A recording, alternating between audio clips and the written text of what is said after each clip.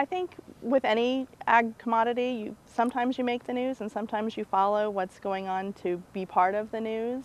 I think both are good. Certainly it's much more dramatic when you actually make the news, assuming it's a positive issue you're making the news for.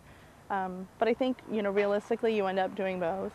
The hurricanes of 2004 and 2005 really put Florida in the news. But from the agriculture perspective, it put nursery and landscape in the news because of kind of the devastation to a lot of the nurseries, because the nursery structures are just not real, they're just not generally real strong. So even the smallest hurricane can be pretty devastating to a nursery grower. So, we were in the news a lot during that time. It wasn't necessarily a positive reason to be in the news.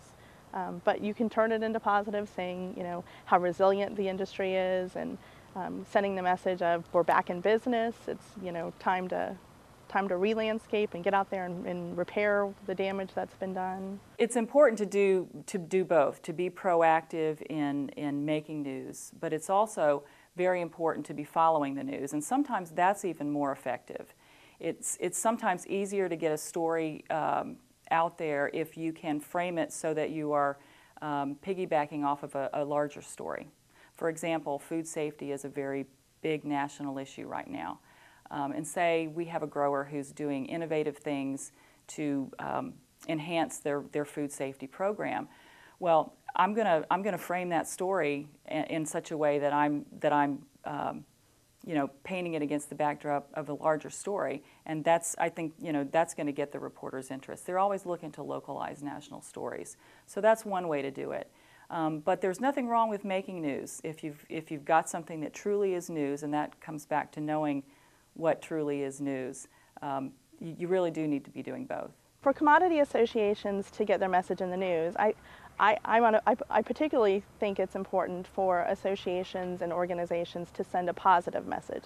In agriculture, there's so many negative messages out there, whether it's a storm or an act of God, or something that is out of our control, like a pest and disease issue. We make the news every time something comes through and wipes out a certain commodity. So I am a particular advocate of find the positive, polish it up, and send it out with a very positive message about agriculture, because we need to send the message that we are one of the state's biggest economic factors, and we need to have those messages that make people feel good too.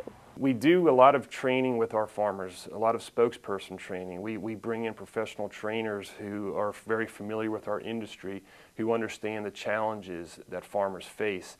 And we put them through some pretty intensive training, because there are some difficult questions that can come up from a reporter, or sometimes just when they're in the grocery store and engaging in a conversation with a shopper. So we want to make sure that our farmers do go through an awful lot of training where we turn the heat up on them a little bit. We ask them some tough questions in a practice scenario, so they can think a little bit more clearly on their toes in the event that they are asked a pretty challenging question from a reporter or a consumer.